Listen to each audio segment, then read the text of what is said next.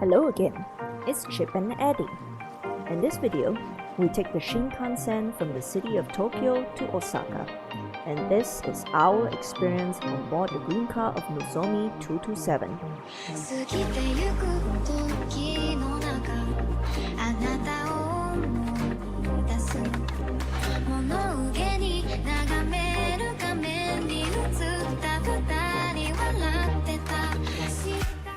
On the 10th of September 2024, we disembarked our trans-Pacific cruise ship, the Carnival Panorama, which landed us in Yokohama. After spending a number of hot and humid days in Tokyo, we decided to move down south for a longer stay in Osaka.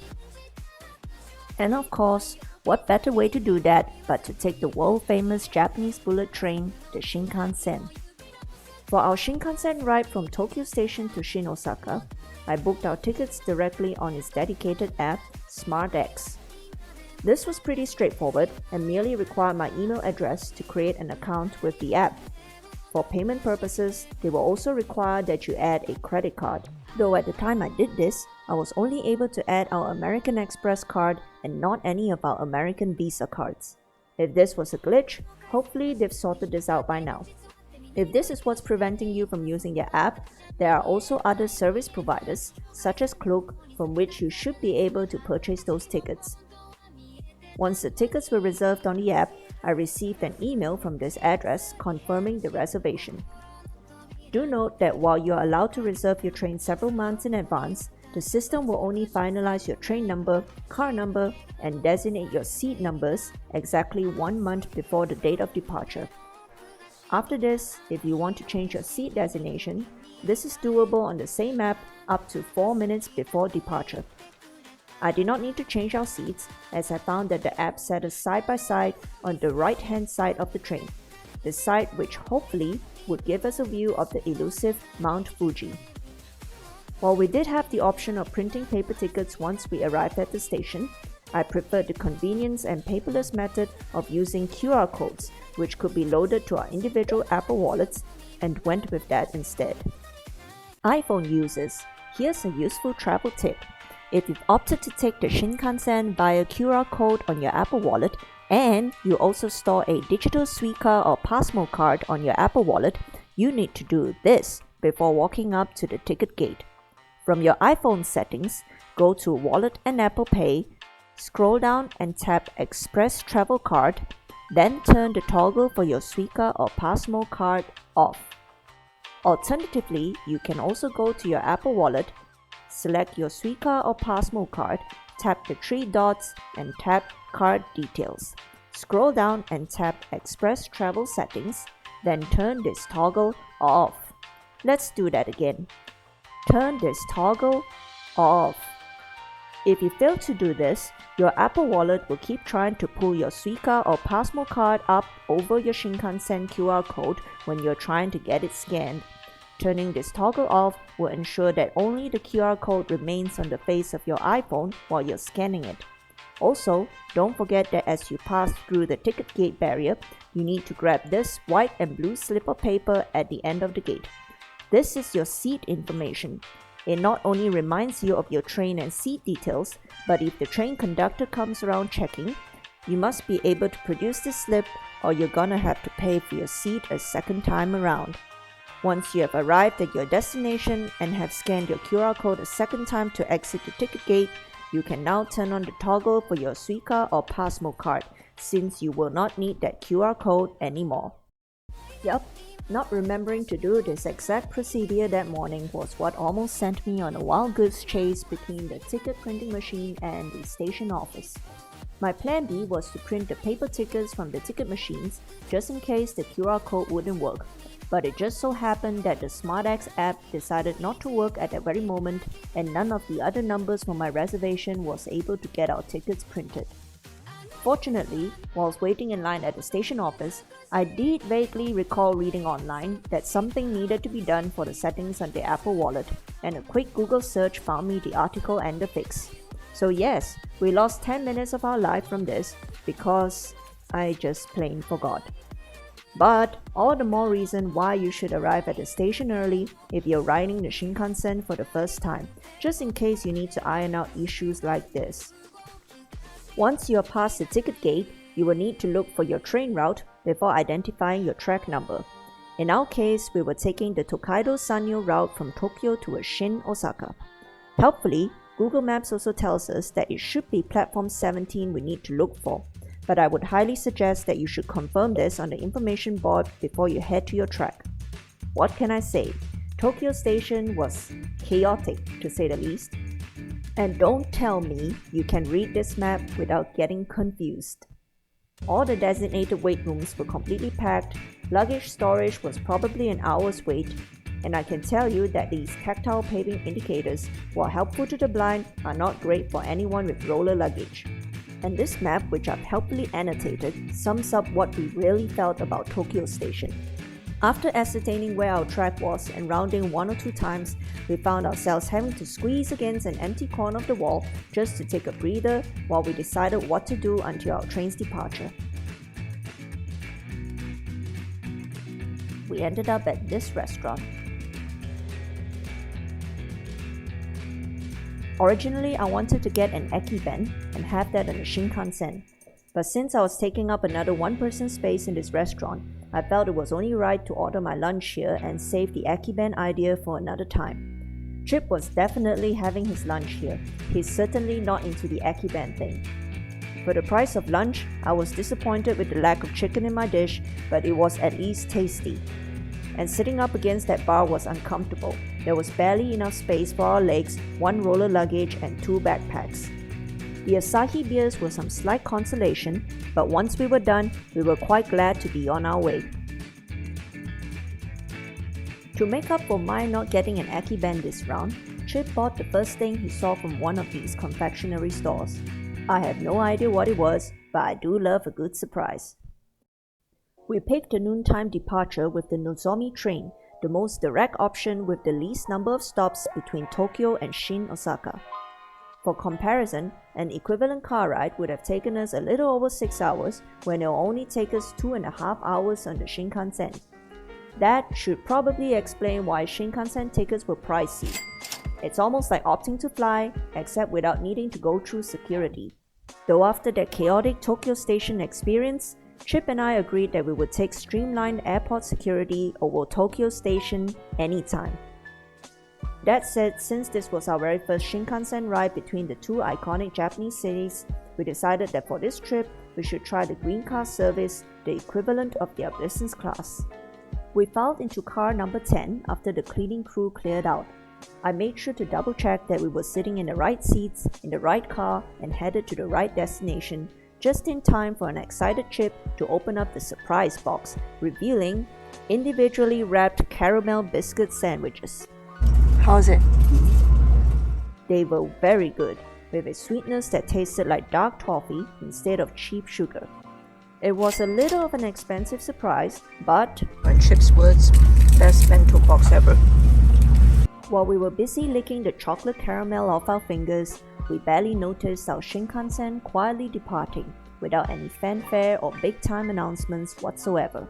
Right on the dot. So yeah, don't be late, cause that will be on you.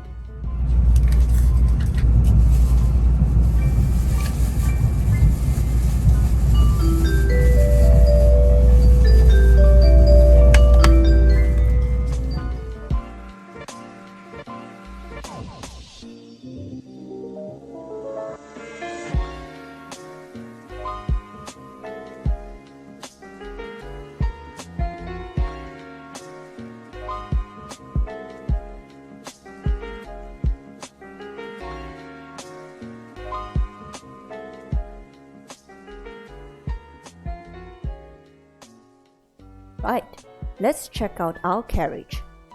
Both our seats were adjustable and can be pushed back for comfort, like what this gentleman's done here. They were nice and wide, and I had about 2 cm of space on either side. Each one was also equipped with a reading light, and Japanese-type electrical sockets were placed at the end of the armrests. The footrests were foldable with a side lever for height adjustment. This pull-down tray table was very solid and firm, perfect for enjoying your akiben. Underneath the table was a useful map displaying where the restrooms and other amenities were. If you didn't want to use the main table, you could also pull out a smaller side table to place your drink on. There's also a handy hook to hang your stuff. Even the AC vent can be opened or closed.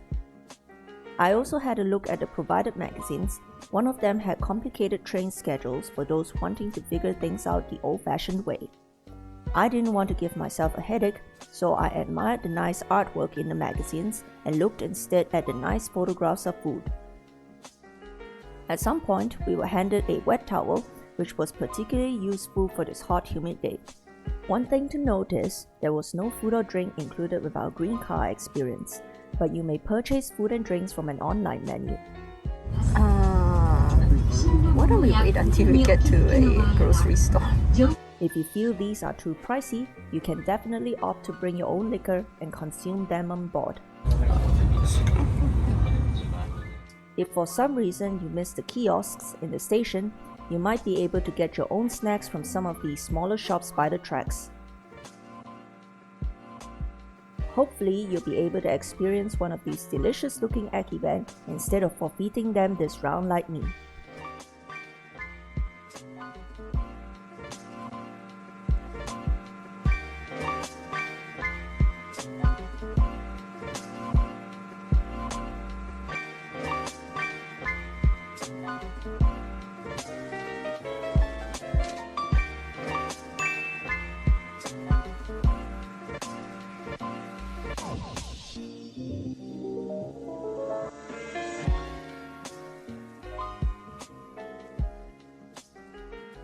I also checked out the bathroom and was pleased to see an actual Japanese bidet toilet in it, with a vacuum flush similar to that of an airplane.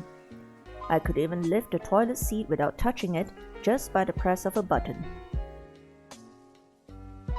By now, we should be approaching Mount Fuji. Happily, we were seated on the right side of the train, which is also the right side of the train to be mountain spotting. Unfortunately, I wasn't very sure whether what we spotted here was the Mount Fuji. Still, the scenic view of the entire journey from our window was unparalleled. Japan really had some of the most beautiful geographical landscapes in the world, and it really feels like they built all their towns in such a way as to complement that view. Where we passed through cities, buildings were orderly and organized. It really was satisfying to watch them move past us.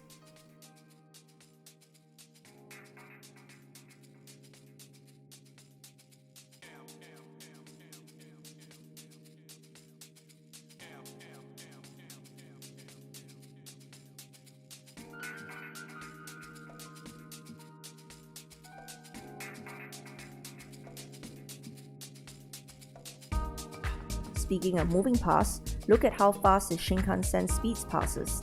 Even the windows appear slanted and elongated.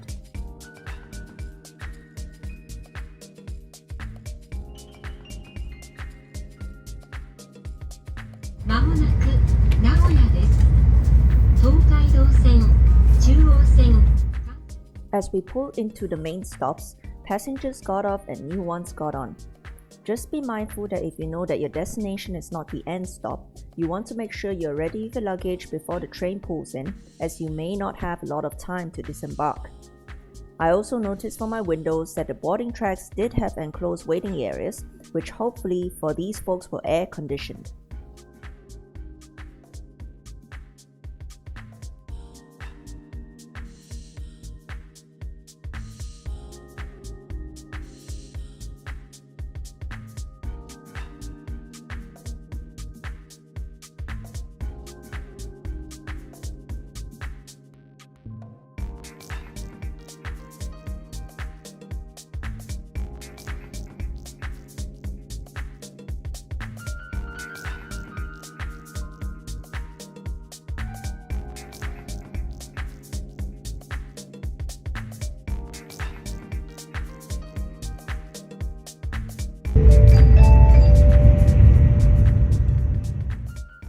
Kyoto Station was the stop for 4 hours. Between Kyoto and Osaka, which was about an hour away from each other by train, we opted to stay in Osaka since I felt that it would be more cost-effective for us.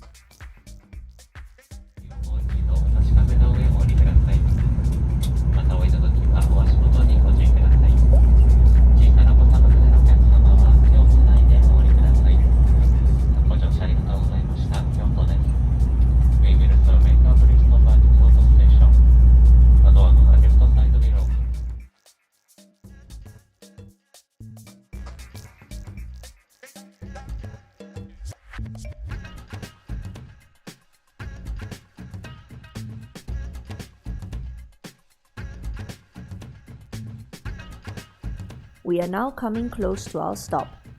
Since we weren't sure whether Shin-Osaka was actually the final stop, we decided to play it safe and waited with our luggage near the car exit. We have arrived at Shin-Osaka. In contrast to the claustrophobic Tokyo station, Shin-Osaka with its much higher ceilings was a breath of fresh air. Taking a taxi ride from the station was pretty straightforward as there was already this group of taxis patiently waiting for their next job. Just yet another example of how the Japanese have streamlined their processes. This queue that we joined even had an attendant matching groups of passengers to the taxis.